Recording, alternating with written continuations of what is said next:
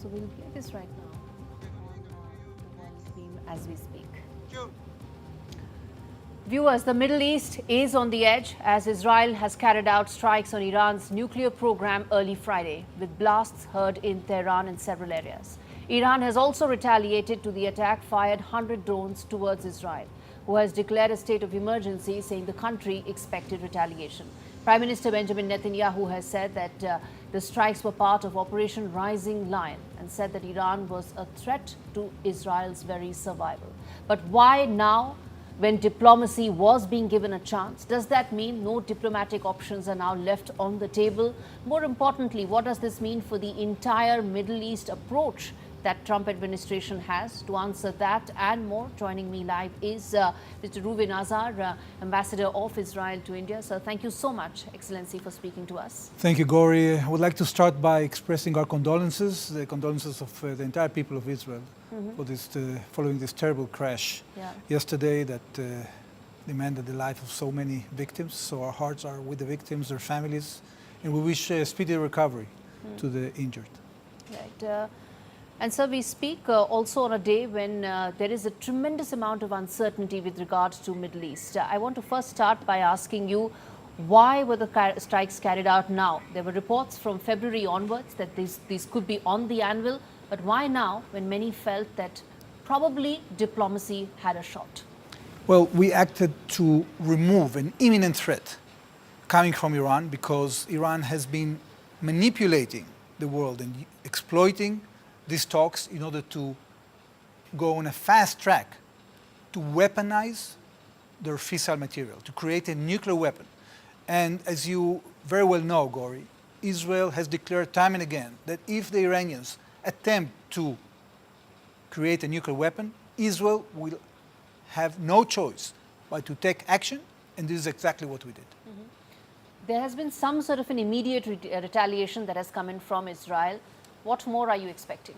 Well, I don't know. I think that the Iranians have started the retaliation. We told them that there were drone attacks, but yes, I'm sure that will not be the alls. More so since the IRGC chief has been killed, they would like to have some sort of a messaging there. What are you expecting? Well, first of all, just for the audience to know, we took action against military nuclear facilities. We took care of top commanders that were commanding this effort against the state of Israel, and we attacked also some of their ballistic missile capability, because Iran was actually trying to destroy Israel on three tracks. The first is their multi-decade attempt to acquire nuclear weapons that we managed to foil. The second is the huge production of ballistic missiles. They have thousands of them. They were planning to build 10,000 ballistic missiles in the next 3 years and 20,000 in the next 6 years. Now, I want people to understand what we're talking about here. Even without the nuclear weapon, we're talking here about each missile carrying 1,000 kilograms of TNT that can kill hundreds of people.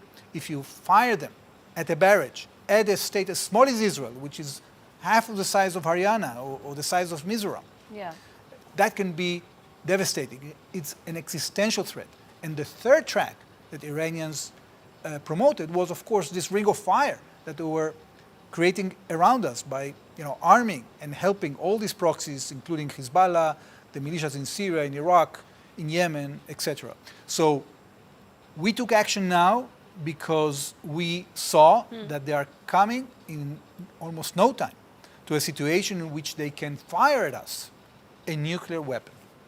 None of that is something that happened overnight. What you've mentioned is something that's been in the works for months now. In fact, you mentioned about the ring of fire. It's almost been like 18 months since the Hamas attack started. Since then, the proxies have been at war with Israel. I want to understand from you the reason why I said about the timing, or I ask about the timing, is because diplomatic efforts are on. The Trump administration says that they've really put in their political capital at stake here.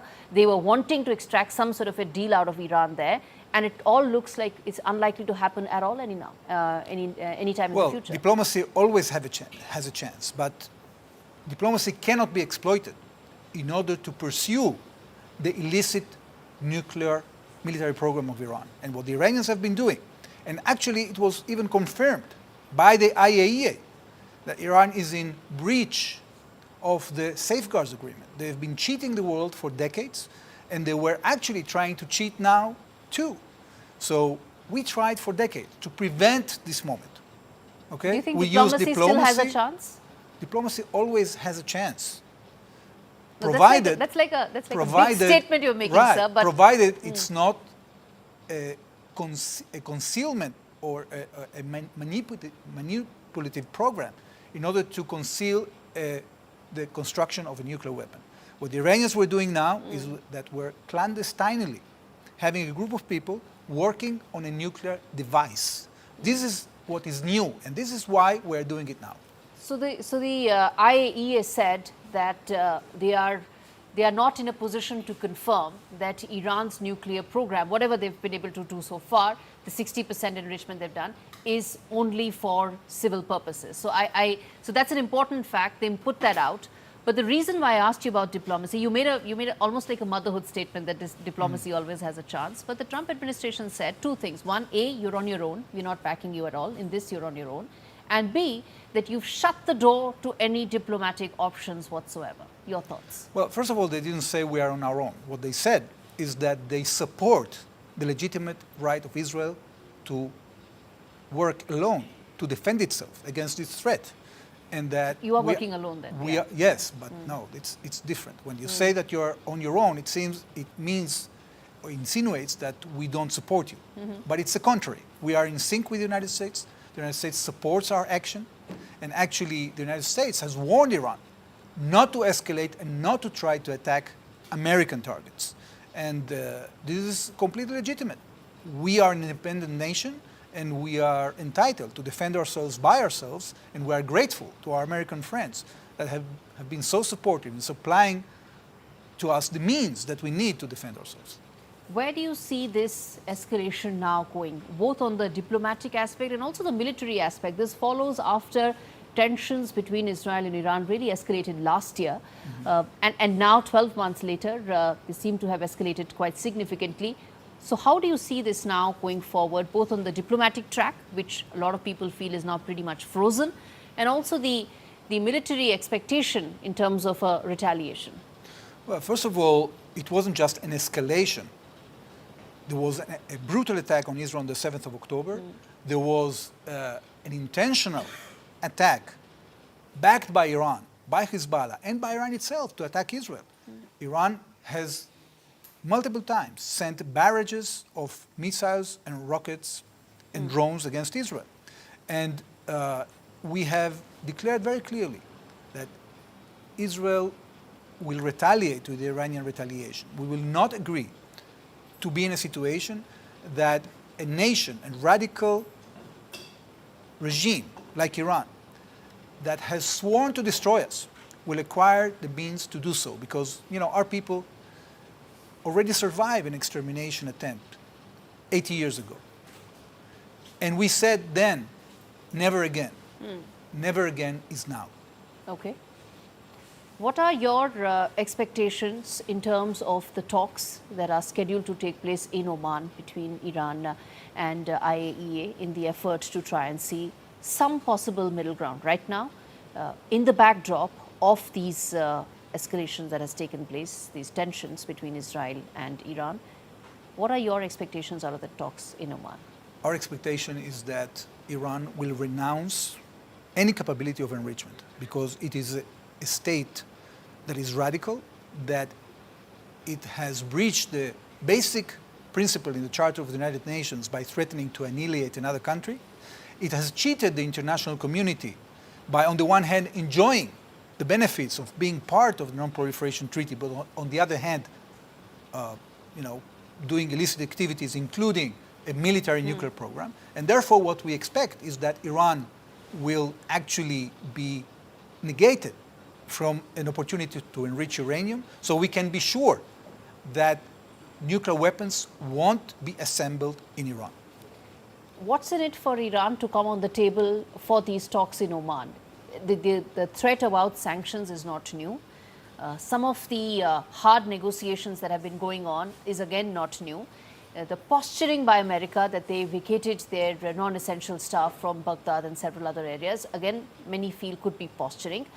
What is in it for Iran to really come on the table? And the reason why I ask you this is because unless those talks lead to something positive, we are back to talking about these tensions and the uncertainty that it puts the entire region in. Well, what is new is that the IAEA has determined, that Iran has breached the safeguards agreement. It means that Iran has actually undeclared activities that are connected to the nuclear program that they have concealed from the IAEA. And as a result, you had yesterday a resolution passed that declares that Iran is in non-compliance. And as a result of that, not only the United States, but also other countries will snap back sanctions against Iran unless they cooperate. For decades, the international community has asked Iran to cooperate. They have been refusing. So not only that they are creating a threat that is, by the way, not only threatening Israel, but the entire region and the world. Israel, by defending itself, is doing a great service to the region and to the world. Because Iran has refused time and again to come with clean hands to the table, to stop these illicit activities. But if they do, and they actually renounce these illicit capabilities, the way for diplomacy is open. If those sanctions were to be imposed, which look very likely, as I pointed, that a lot of people, in fact, the IAEA feels that they cannot confidently say that the nuclear program is only for civilian purposes, which means that... That's an understatement. I'm only going by what the IAEA says, which means that fresh sanctions by the UN is on the anvil. So if that is anyway going to happen, do you think this strike right now, this attack right now, and a retaliation that is set to happen as well, which will throw the region into more uncertainty, turmoil, if nothing more, if we stop at just that. Do you think it was warranted right now when the sanctions would have come in place, even if one were to assume that the diplomatic resolution could have been limited, but a new sanctions regime on Iran right now, do you think that itself would have done more damage to the Iranian economy, Iranian society, and Iran in general? Look, we have to put here things in order.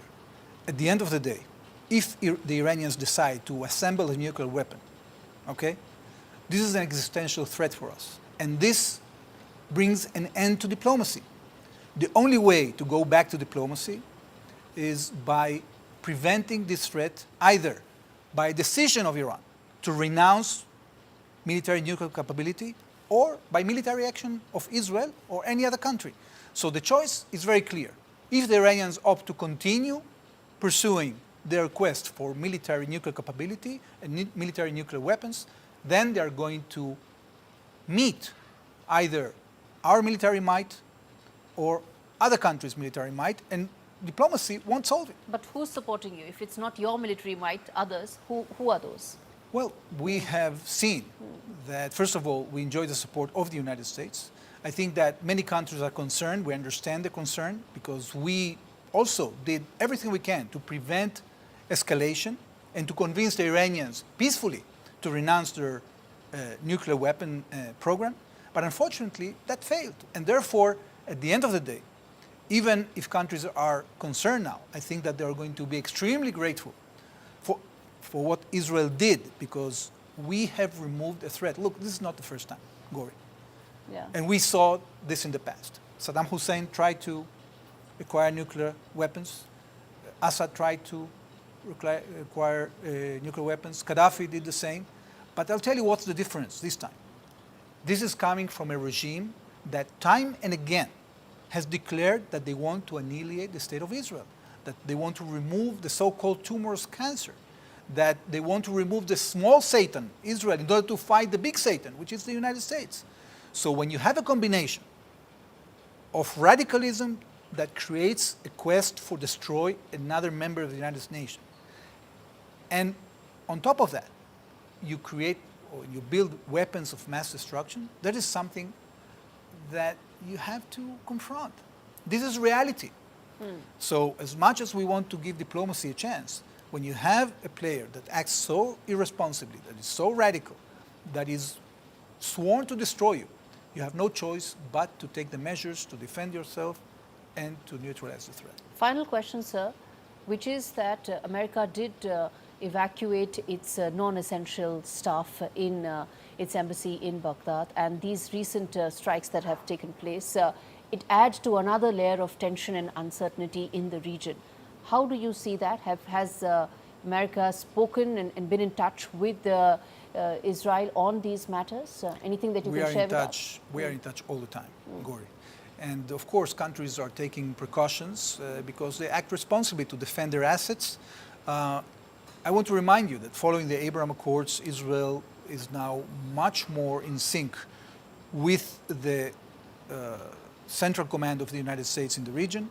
We are coordinating our air defenses. We are working with other countries in the region in order to protect the skies of the region. This coordination is essential for our security and for the security of the region as well. All right, we leave it there, sir. Thank you so much for Thank you. speaking to NDTV. Thank you so much for taking out the Gaurie. time.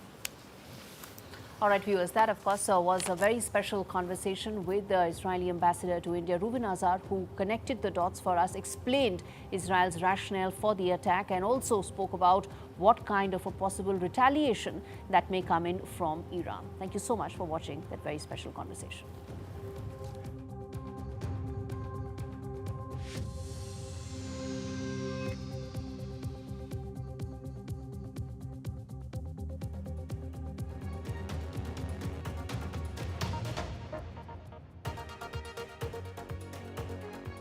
This is Jana and her siblings, and this used to be their home in Gaza. وهاي ماما قاعد بابا